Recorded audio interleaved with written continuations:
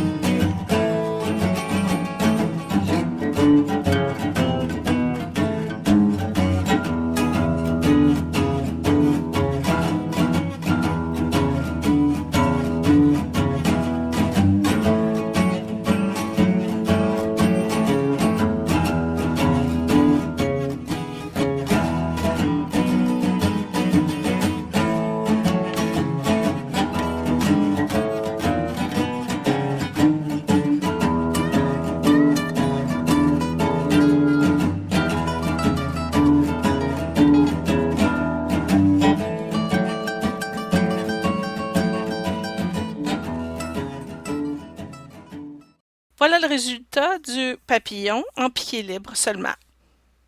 Alors, on continue avec l'appliqué.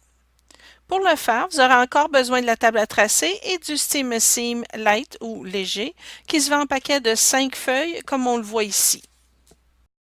Donc, imprimez les gabarits d'appliqués, tracez-les sur du Steam Seam Light et mettez les appliqués en Steam Seam sur l'envers du tissu et pressez pour fusionner le tout. Coupez ensuite tous les appliqués individuellement. Donc, avant de placer vos appliqués sur le tissu de l'arrière-plan, vous devrez tracer au crayon ou à la craie les lignes de piqué libre. Et tous les gabarits pour le tracé de piqué libre sont inclus dans le patron. Alors, simplement placez le gabarit papier de piqué libre sur la table à tracer et ensuite placez l'appliqué en tissu par-dessus le dessin papier. Ouvrir la lumière de la table à tracer et le dessin apparaîtra à travers le tissu.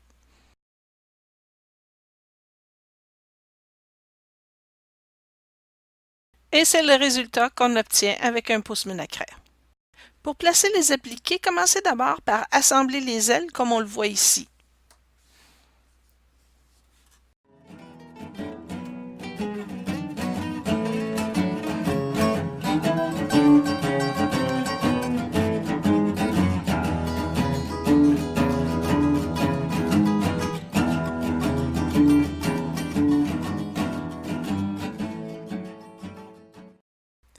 Avec les cadrans et le tissu de l'arrière-plan sur la table à tracer, placez tous les appliqués tels que vous les voyez à travers le tissu.